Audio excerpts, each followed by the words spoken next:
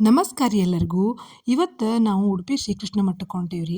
Actually ನಾವು ಹೊಂಟಿದ್ದು ಧರ್ಮಸ್ಥಳಕ್ಕೆ. On the way Krishna ಮಠಕ್ಕೆ ಹೋಗೋಣ ಅಂತ ಅಂದ್ಕೊಂಡ್ವಿ.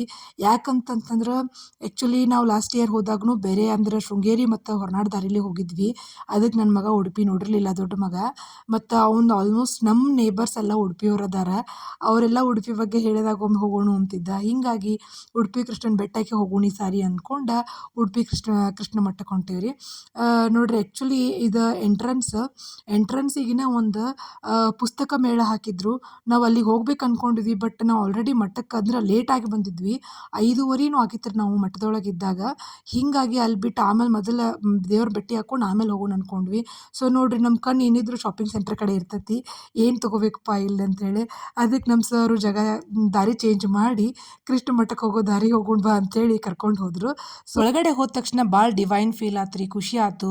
ಕನಕನ ಕಿಂಡಿ ಒಳಗೆ ಕೃಷ್ಣನ್ ನೋಡಿ ಇನ್ನೇನು ಬರ್ಬೇಕು ಅನ್ನೋವಾಗ ಒಂದು ಏನಪ್ಪ ಅಂದ್ರೆ ಅಲ್ಲೊಂದು ಯೋಧನೆ ಮಾಡಕತ್ತಾರೆ. ಏನಂತಂದ್ರೆ ಭಗವದ್ಗೀತೆ ಒಳಗಿರೋ ಶ್ಲೋಕಗಳನ್ನು 1,000,000 ಬರಹಗಳನ್ನು ಬರ್ಸಾಕತ್ತಾರೆ. ನಾನು ಅದರೊಳಗೆ ಒಂದು ತೊಗೊಂಡೆ, ಸಂಕಲ್ಪ ಮಾಡ್ಕೊಂಡು ಬರೀಬೇಕು ಅಂತ ಹೇಳಿದರು. ಆಯಿತು ಅಂಥೇಳಿ ತೊಗೊಂಡು ಬಂದೆ. ಆಮೇಲೆ ಅಲ್ಲೇ ಒಂದು ಕಡೆ ಚಾರ್ಜ್ ಸೆಂಟ್ರ್ ಒಳಗೆ ಚಾರ್ಜ್ ತಿನ್ಕೊಂಡು ಲೇಟ್ ಆಗಿತ್ತು ರೀ. ಅಲ್ಲಿಂದ ನಾವು ಮತ್ತು ಧರ್ಮಸ್ಥಳ ದಾರಿ ಹಿಡಿದ್ವಿ. ಹಿಂಗಿತ್ತು ರೀ ಉಡುಪಿ ಟ್ರಿಪ್. Thank you.